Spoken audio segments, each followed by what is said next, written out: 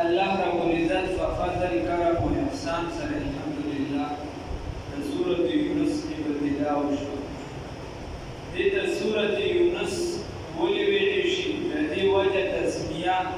هغه د یونس علیه السلام او د هغه د قوم هغه واقعه ده. هغه په 98 نمبر آیات کې روانه ده. دا سورت چې دا نازل شوی وروسته د اسرار او نزول کې 51 نمبر دی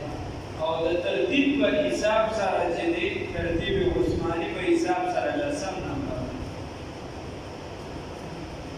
حضرت یونس علیه السلام عراق کې چې کوم موصل صوبه و پای کې بیا نیټوای او علاقه و شهر هغې کې حضرت یونس علیه السلام اوسېد. نوره خبر به بیا اوس دا صورت الله رب العزت چې را نازل کړی دی او ترتیب عثماني کې د مخکې سره تعلق دی. د دې نو مخکې صورت کې رد په براءت د مشرکانو باندې او په دې صورت کې د مشرکانو په دلیل باندې رد دی چې هغوی وایي موږ خو د خدای موږ خو د غیر الله عبادت نه کوو، د بودان نه کوو، بلکې د بودان دا موږ وسیله ګرځولې ده د الله لپاره. نو چې څوک الله سره شریک پیدا کوي په عبادت کې، هغه شریک پیدا باندې جوړوي، دا موږ وسیله ګرځولې ده، لاره ګرځولې ده د الله د نزدېکت لپاره. په هغې باندې رد دی په دې صورت. په تېر صورت کې دعوت کو الی توحید، د الله د وحدانیت طرف ته دعوت کو او د دې صورت موضوع او دعوت چې دی نو دا دعوت الی القرآن دی، د قرآن عظیم الشان طرف ته دعوت. بیا دغه پکې غټه خبرې نورې بیا شته الله رب العزت وایي الف لام را. نو عامه معنا خو د دې دا صحیح ده خبره ده د معنی ده نه خبره د دې مطابق ده د حروف مقطعات دي چې الله پوهه دی په معنا د دې حروفو باندې. تلک آیات الکتاب، دا آیاتونه د کتاب دي الحکیم چې د حکمت نه ډک دي. او بیا تعبیر چې څه ته ویلی شي چې رسول الله صلی الله علیه وسلم خپل د زوی ته دعا کوي چې خدای پاکه دې په تعبیر د قرآن کې یعنې مفسر د قرآن جوړ کړه او د له فقه کې مهارت ورکړه د حدیث مفهوم. نو تعویلات چې دي نو یا د الف نه معنی الله او د لام نه معنی چې د لطیف او د را نه معنی چې د رؤوف. الف نه معنی الله، د لام نه معنی لطیف. د لطیف متعلق علما لیکي وایي چې څوک یا لطیف دا ډېر زیات وایي چې د چا په کاروبار کې یا په رشته کې څه مسلې خدای پاک بیا هغه مسله ختموي. په کاروبار کې یا په رشته کې څه مسلې او دا کلمه ډېره وایي نو خدای پاک بیا هغه مسله ختموي. یا لطیف یا لطیف. لطیف ویلی شي باریکبین ذات او را چې دی رؤوف الله پاک ډېر زیات مهربانه دی. او بله معنی راځي چې د دې سره مناسب هم ده او دا معنی عبدالله ابن عباس کړی. بله راځي د تعویلات بیا ویلی شي بعینه دا دعوه نشي کولی چې دا یې معنی ده. الف معنی اعلا غوره اعلا او د لام معنی چې دی لباب او د را معنی چې دی رسالت. لباب ویلی شي مغز ته اصل ته ویلی شي مغز ته. نو معنی یې شوه الف لام را اعلی ترین مغز د رسالت. تلک آیات الکتاب، هغه دغه آیاتونه د کتاب دي الحکیم چې د حکمت نه ډک دي. الف لام را یا عامه خبره الله رب العزت پوهه دی په معنا د دې حروفو باندې. تلک آیات الکتاب، دا آیاتونه د کتاب دي الحکیم چې حکمت والا دی. نو ګوره صورت شروع په دعوت د قرآن سره او په دې صورت کې به مؤمنانو ته د دعوت طریقه هم ښودلی شي چې هر ځای د دعوت ورکولو نه وي، ځای نا ځای ته به ګورې موقع محل به صحیح کوي.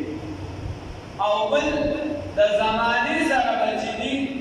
چلیږي، زمانې ته به ګورې هغه شان به خپل ته پروګرام جوړي او دا صورت د دې د مضمون نه داسې معلومیږي چې په هغه وخت کې را نازل شوي دي چې کله په مسلمانانو ډېره سختي وه د دې وجې ورته ښودلي شي چې په موسی علیه السلام داسې سختي راغلې وه دا په دا باندې راځي نتیجه به یې دا نه اوسي او په آخره کې بیا ښودلی شي چې دا کتاب دا قرآن او دا دین دا اسلام چې دی دا تبدیلی والا نه دی په دې قانون کې به ترمیم نه کېږي یعنې دا د اسمبلۍ وخت نه ده چې هغې راوړل شي او وایي چې یاره اوس اپوزیګا په ګمراهۍ چې بدلې په دې قانون کې به ترمیم نه کېږي الف لام را الف لام را اعلی ترین مغز د رسالت تلک آیات الکتاب دا آیاتونه د کتاب دي الحکیم چې حکمت والا دي چې کله یو ضرور لفظ دی یا په شروع ده سورتونو کې اکثر راځي او دوه به دلته ذکر چې کله په شروع د سورت کې حکیم راشي چې دا آیاتونه دا حکیم حکمت والا دي نو د دې نه پتا ته دا معلومیږي چې په دې صورت کې عقلي دلایل زیات دي نو دې کې یا ولس یا پنځویشت عقلي دلایل الله رب العزت په توحید او چې کله تلک آیات الکتاب المبین راشي نو بیا باندې دا معلومیږي چې په دې کې نقلي دلایل زیات دي الف لام را الله قوه دې په معنا د دې حروف باندې تلک آیات الکتاب دا آیاتونه د کتاب دي الحکیم کی حکمت والا دی اکان للناس آیا تعجب کی تعجب کیا چولی دی خلق لرا آیا تعجب کی دی خلق لرا عجبا اکان للناس آیا کرنی دلی دا خلق دا پارا عجبا باعث تعجب وجد تعجب دا دی وجد تعجب کیسا اندا خبرا اوحینا چی من را نازل کردی الى رجل پیوسلیتا منهم ددیونا یو بدتا منهم ددیونا یو شخصیتا منهم ددیونا چې موږ وایي کړی دا یو شخصیت ددیونا دی په تعجب کې دغه څه د جوړې دي دا تعجب دغه خبره ده ان د دې دپاره انذر الناس چې ویروي خلکو لره وبشر الذین او د خوشحالۍ خبر ورکړي هغه کسانو ته آمنو چې ایمان یې راوړی دی ان لهم چې یقینا د دوی دپاره قدم صدق قدم د رښتونوالي دی عند ربهم په نزد د رب د دوی قال الکافرون نو وویل دي کافرانو ان هذا یقینا دغه پیغمبر صلی الله علیه وسلم لساحر مبین جادوګر ښکاره دی اکان للناس عجبا الله رب العزت وی آیا د خلکو لره په تعجب کې اچولې یا باعث د تعجب دا خبره ده ان اوحینا چې موږ وحي کړې ده الی رجل یو داسې انسان ته منهم چې هغه د دوی نه نو دی به رسول الله صلی الله علیه وسلم ته متعلق وي دا قرآن پاک چې په ده رانازلېدو یو یتیم انسان دی ذکر د ذهن او سرمایه‌دارانو وی دا قرآن چې په ده باندې رانازلېدو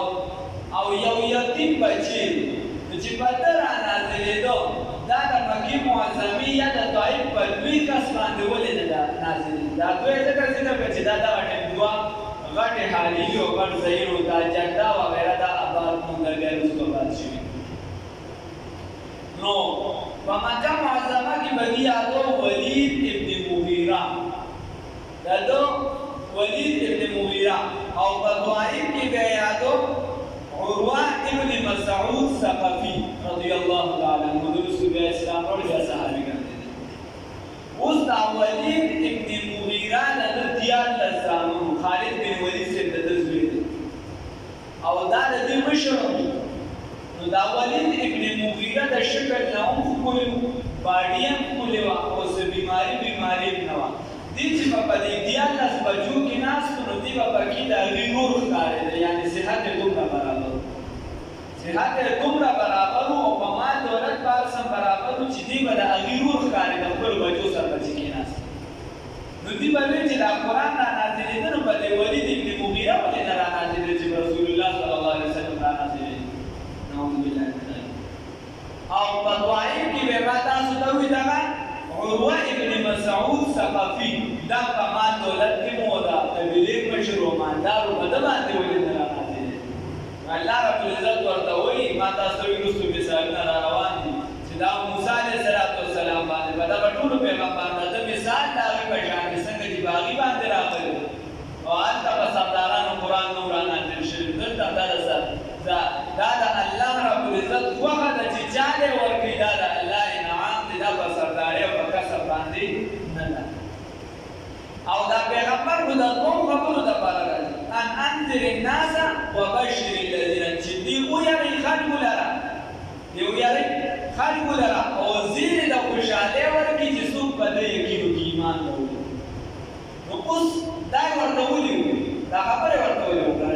الله ورته دا ونه چې دا پیغمبر چې تاسو داسې وایي نو دا داسې د هغه صفت یې ذکر نه کړه پیغمبر ډایرکټ یې ورته ویلي د دوو خبرو دپاره دی دا یې ورته ولي دې الزام ولګوه چې دا یتیم دي دا دا دي دا دا دي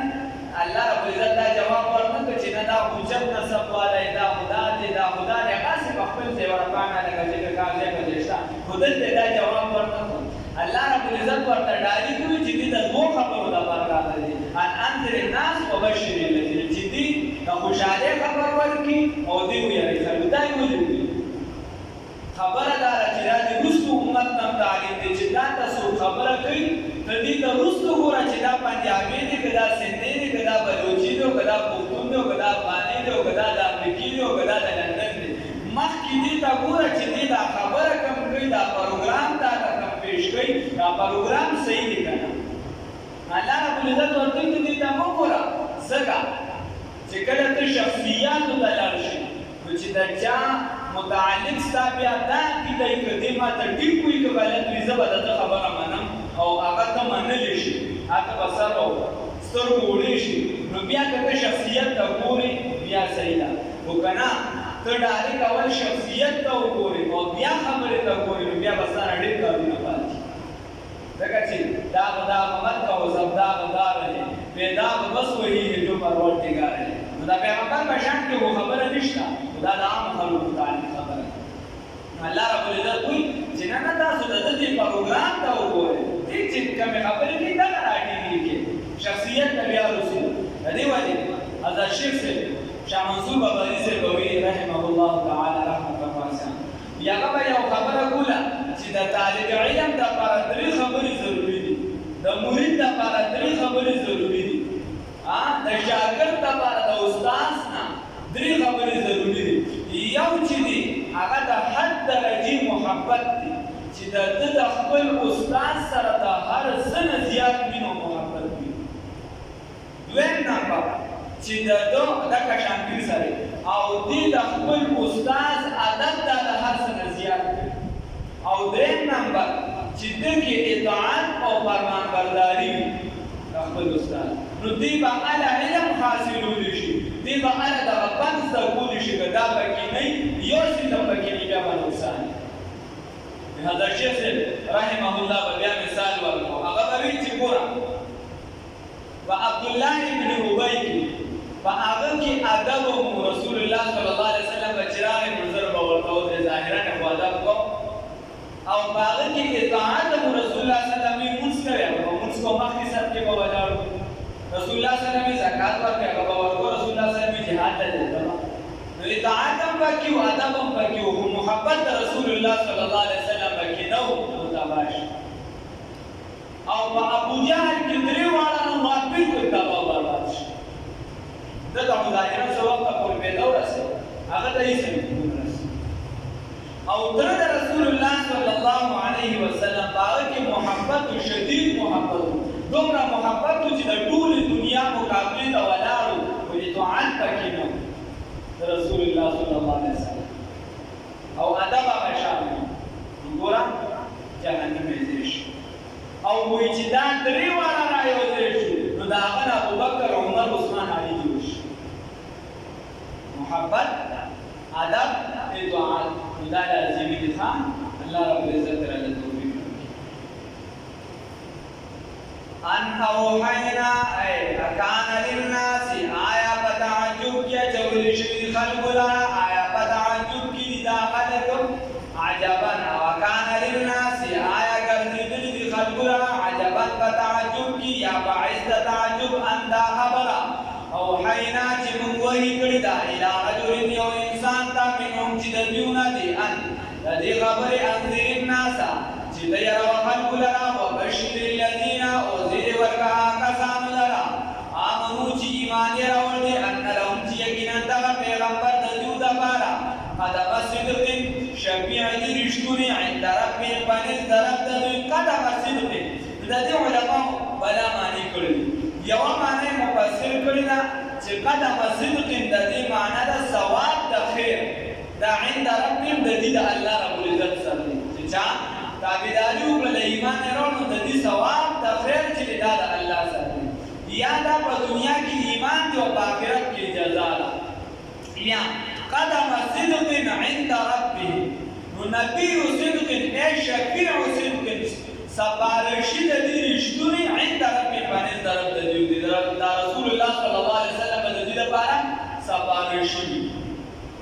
یا د رسول الله صلی الله علیه وسلم چې کوم خبرو کې باغې باندې مضبوط ولاړ باغ پروګرام باندې محکم ولاړ وي نه لکه کمزوري کېږي نه په خبرو کې کمزوروالی نه راوړي ان لهم قدم صدق یا امام شاه ولی الله رحمه الله فرمایي قدم صدق دا کنایه ده د بادشاهۍ نه چې د ده لپاره بادشاهي ده د دې پیغمبر صلی الله علیه وسلم یا رسول الله صلی الله علیه وسلم نه خپله تپوس شوي چې د دې نه مراد څه دی هغه وایي رسول الله صلی الله علیه وسلم فرمایي هي شفاعتي یتوسل به الی ربکم وی دا سپارش دی چې تاسو په دې سره وسیله بنیسئ الله رب العزت ته تاسو په دې سره وسیله بنیسئ الله رب العزت ته دا چا سپارش دی شفاعت دی د نبی کریم صلی الله علیه وسلم نو ان لهم قدم صدق مفسرینو مانند دا کړی دا ان لهم چې یقینا د دیو د بارا قدم صدق شفیع رښتونی دی شفیع سپارشی رښتونی عند ربهم فنزل ربهم قال الكافرون والكافران إن هذا يقينا دا پیغمبر لساحر مبين ساحر ښکارا دی وی دا ساحر ښکارا دی بدل دي چې معجزې منلې ولدا داغه ټول په بلې طریقه شروع ان ربكم يقينا رب استاذ الله الذي الله خلق السماوات پیدا کړی اسمان لرا والارض مکلرا فی ستة ایام پشپږ ورځو کې زمکه اسمان پیدا کړی دا پشپږ ورځو کې خلق السماوات ول پیدا کړی زمکه اسمان پشپږ ورځو اوس نور ورستو پیدا شوی د سپومې ورستو پیدا شوی دا نو دا د وخت اشاره ده چې د دې د وخت برابر الله رب العزت چې په دغه کې زمکه اسمان پیدا کړی الا من بعد إذها ثم استوى كستو على العرش بعرش باندې بیا چې د تخت د بادشاہي د بارش على العرش بعرش باندې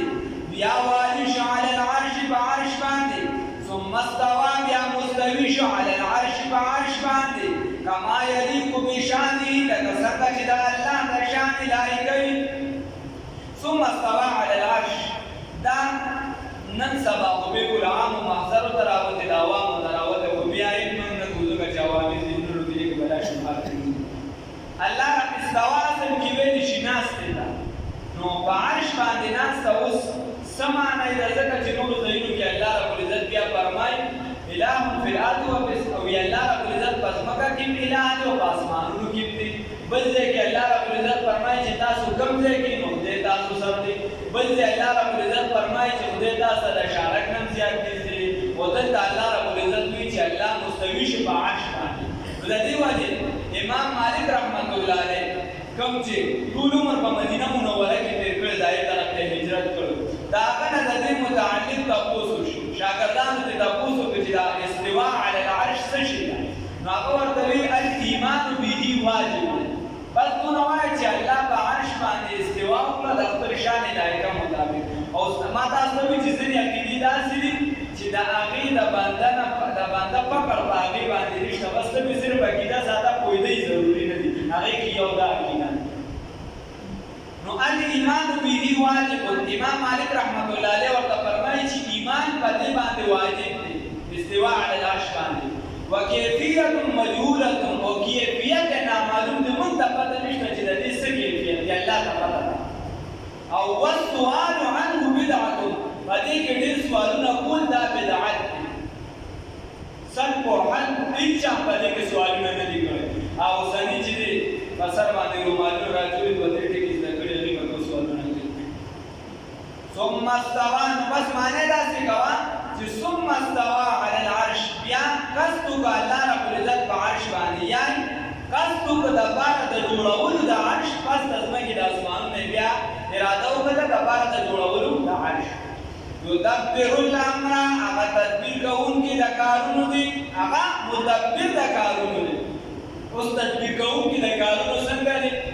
نو ګوره الله رب العزت چې دی هغه ال یو کار د خپل نه راکوزيږي چې هغه وتعالى کې الله د دې زمانه پروګرام داسې روان کړی سیستم یې داسې روان کړی چې هغه په تدبیر سره چلی لکه الله رب العزت غنمو ته دا ویلي دا حیثیت یې پکې دي چې کله یو وږي سړی ته وخوري نو ته به د هغه لوږه ختموي اوس دا بنده دغه غنم وخوري وړه شي دی وخوري د ده لوږه ختمه شي اوبو کې دا حیثیت دی دا تدبیر د الله دی چې تا نیز کلي ستا تن دی چې کله بنده یوې کې ویس کړي د ده تن ختمه شي دا تدبیر دی یا دا تدبیر دی الله رب العزت اوبو ته ویلي دي چې څوک ستا خواله درشي ته ډوبي نو دې راته ډوبې یا ورته وایي چې دې وسېږه اوسپنې ته الله رب العزت ویلي دي چې تاسو په بټۍ کې واړئ دا چې دې ووځي او دا چې دې تیاره کې نری شي نو بیا چې په چا باندې دې راخي ته چې دې بیا سیرل کوه شاول کوه خو کله دا تدبیر د الله دی او کله ناکله او یا دا تدبیر دی چې ته میدان جنګ ته وځې نو چې چا سره اسلحه زیاته وي پوځ یې زیات وي هغه به جنګ کوي دا تدبیر دی دا تدبیر دی او کله ناکله الله رب العزت د خپل قدرت مظاهره کوي عموما په تدبیر باندې عمل روان دي او کله ناکله الله د خپل قدرت مظاهره کوي خلاف د تدبیر وشي بیا 313 یې کزانه چې دی ماتې ورکړي د تدبیر خلاف وشي کله ناکله د تدبیر خلاف وشي چې اوبه راښکل کړي خو الله رب العزت د حیثیت اوچت کړي راښکل مه کوه هغه اوبه چې دی په هغې خلک تېرېږي او ډوب نه شي کله ناکله دکه چاړې په سړي باندې راښکلي شي د تدبیر خلاف وشي هغه چې دی سړی علاج نه کړي یدبر الامر هغه تدبیر کوونکي د کارونو دي ما من شفیع دې څوک سپارشي الا من بعد اذنه مگر وروسته د اجازت د الله تعالی نه څوک سپارشي نشته مگر چې الله رب العزت اجازت ورکړي ګوره رسول الله صلی الله علیه وسلم فرمایي د قیامت په ورځ چې زه کله سجده ولګو او داسې څه کلمات به الله ماته راسته کړي چې اوس ماته یاد نه دي چې زه کله دغه کلمات ووایم زه کله دغه کلمات ووایم نو الله به وایي چې سر راوچت کړه ته څه غواړې نو د دغې نه پس به بیا سفارش کېدی شي خو هغه د الله په حکم سره نو د الله د حکم نه بغیر څوک د چا شفارس هم نشي کولی ذالکم الله دغه الله ستاسو ربکم رب دغه الله دی ربکم چې رب ستاسو دی فاعبدوه بس عبادت وکړئ د ده افلا تذکرون تاسو ولې نصیحت نه قبلوئ الیه دغه الله رب العزت طرف ته مرجعکم واپس د تاسو جميعا د ټولو وعد الله وعد د الله تعالی حقا حق ده انه یقینا د الله تعالی یبدأ الخلق ابتدائی پیدا کوي مخلوق لرا ثم يعيده بیا اعاده د دغه مخلوق الله طرف ته الله دا مخلوق پیدا کوي او دوباره جوړول واسان دي ابتدائی ګران دي بیا دا مخلوق به الله طرف ته واپس کیږي ولې الله یې وجه په خپل ليجزي الذين لفاراتي چې الله رب العزت بدور کی ها کسانو دا آمنو چې ایمان یې راوړ دي او عملوا الصالحات او عمل کوي بالقسط فعدل سره جنت اوس خبره ده یا والذین ها کسان کفروا چې کافران دي لهم دجو والذین ها کسان دا کفروا چې کافران دي لهم دجو د بارا شراب مسکل دي من حمیم د ګرم اوبونه وعذاب الیم وعذاب دردناک دي بما كانوا يكفرون په سبب د هغې چې دوی کفر کوي الله دې وساتي دوی ګټلې اوس خبره دا ده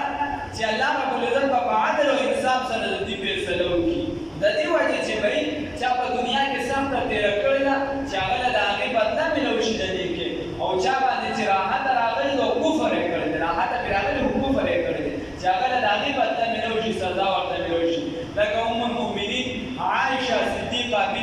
صدیق رضی الله تعالی عنہ فرمایي هغه وایي چې ګوره په ما باندې وایي زموږ په کور کې داسې وخت ډېر کم تېر شوي چې په موږ باندې 3 ورځې ولږه نه ده تېره شوې